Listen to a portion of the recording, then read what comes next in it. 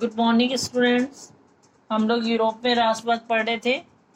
उसी में हमने जर्मनी और इटली का एकीकरण देखा। अब हम ब्रिटेन ब्रितानी एकीकरण देखेंगे। ब्रिटेन को या ब्रितानी को एक ही बात है, उसका एकीकरण। ठीक है।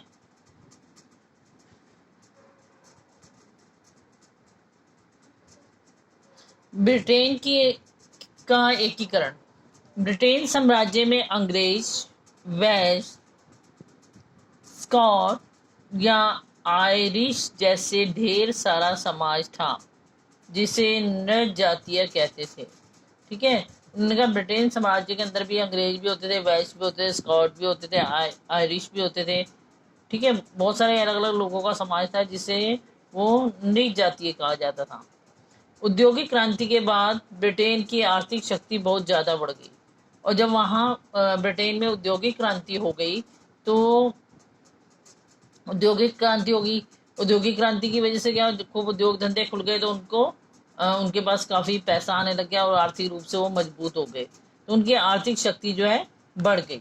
इंग्लैंड और स्कॉटलैंड के बीच एक्ट ऑफ यूनियन से United kingdom of great Britain का गठन हुआ।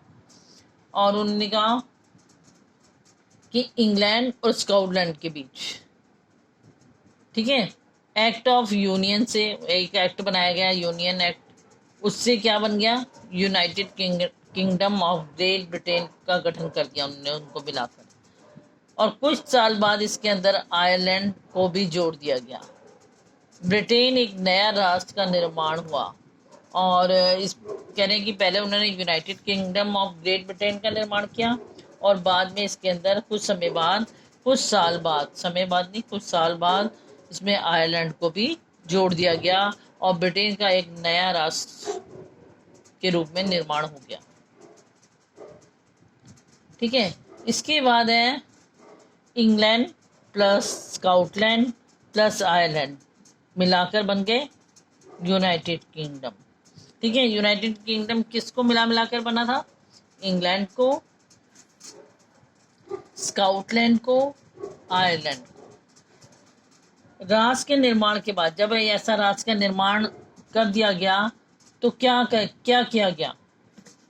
ठीक है। क्या किया उन्होंने, राष्ट्रीय गान लिखे गए। जब उन्होंने भी अपने लिए एक राष्ट्रीय गान लिख लिया। अंग्रेजी को मुख्य भाषा बनाया गया और ब्रिटेन का राष्ट्रीय ध्वज भी बनाया गया। राष्ट्रीय गान भी बना लिया जैसे हमारे यहाँ राष्ट्रीय गान होता है। ठीक है। और हमारे यहाँ हिंदी मुख्य भाषा है, उन्होंने अंग्रेजी को मुख्य भाषा बनाया। और जिस प्रकार हमारे यहाँ वो है ध्वज, उसी प्रकार से वहाँ भी एक ध्वज बना लिया गया। देखो सारे ध्वजों को इनको मिलाते हुए, हर जगह के ध्वज को मिलाते हुए एक नया ध्वज तैयार कर दिया जो इस टाइप का था। ठीक है।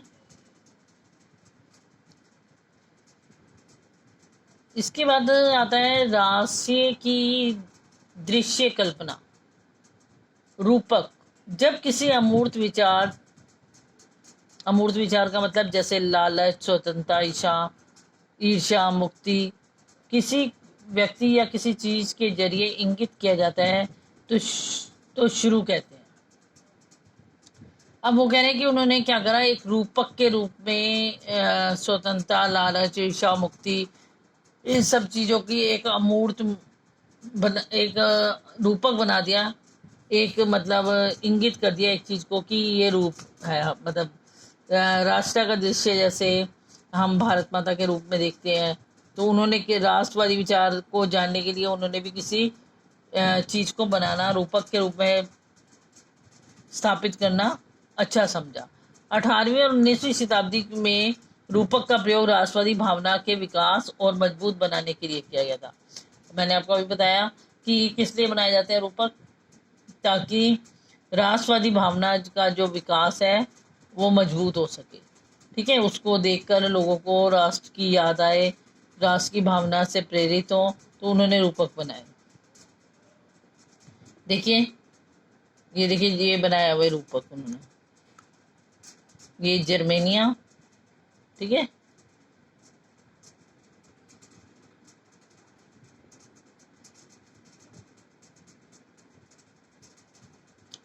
राष्ट्रवाद और साम्राज्यवाद।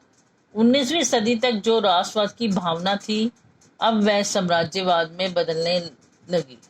साम्राज्यवाद जब कोई देश अपने देश की शक्ति को बढ़ाता है, आर्मी और अन्य साधन का प्रयोग करके उसे साम्राज्यवाद कहते हैं। अब देखो उन्होंने कहा कि 19वीं सदी तक तो जो राष्ट्रवाद की भावना थी समझ आई, उसके बाद वो भावना जो है साम्राज्यवाद में बदलने लग गई कि हमने अपने राज्य को और बढ़ाना है, मतलब अपने साम्राज्य को बढ़ाने की कोशिश में लगे रहे। और उस जो बढ़ाने की कोशिश होती है शक्ति के रूप से दे, मतलब जीता और उसे अपने में मिला लिया, जब कोई देश ऐसा करता है तो उसे हम क्या बोलते हैं, साम्राज्यवाद कहते हैं। 1871 के बाद यूरोप में गंभीर राष्ट्रवादी तनाव का स्रोत बाल्कन क्षेत्र था। और ऐसा सबसे ज्यादा तनाव देखने को जिस क्षेत्र में मिल रहा था वो क्षेत्र था बाल्कन का। क्या रीजन था उसमें तनाव पैदा होने का, कि वहाँ की जो भौगोलिक और जातीय भिन्नता ज्यादा थी। ठीक है, अलग अलग जातियों के लोग वहाँ रहते थे। इसमें देखो इस क्षेत्र में भौतिक और जातीय भिन्नता थी। इसमें आधुनिक रोमानिया, बुल्गारिया, अल्बेनिया, यूनान, क्रोएशिया, ब्रोसिस्त्रिया, गोविना, स्लोवेनिया, सर्बिया शामिल थे। ठीक है, इसमें उन्होंने कहा कि अलग अलग टाइप के, कोई रोमानिया थे, कोई बुल्गारिया थे, कोई अल्बेनिया थे, यूनान के थे। तो इस तरीके से बहुत से अलग अलग जातीय बनावट वाले जातीय लोग इसके अंदर थे, किसमें, बाल्कन क्षेत्र के अंदर। ठीक है,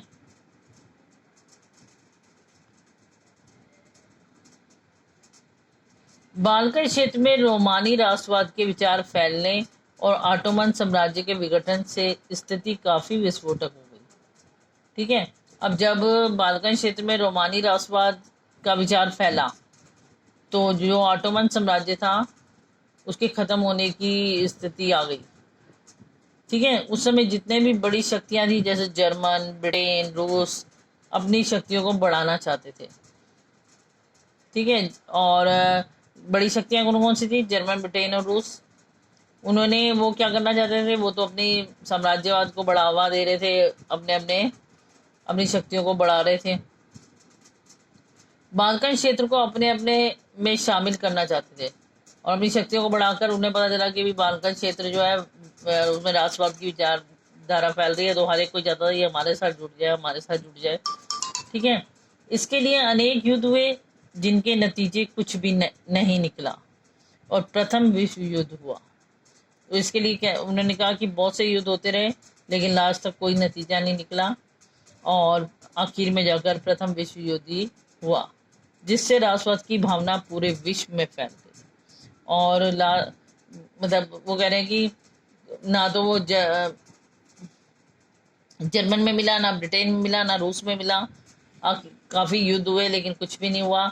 आखिर में प्रथम विश्व युद्ध हुआ और प्रथम विश्व होने की वजह से जो राष्ट्रवाद की भावना थी वो पूरे विश्व में ही फैल गई। ठीक है, आज के लिए बेटा इतना ही। इसे अच्छी तरह रीड करना, समझना। थैंक्स।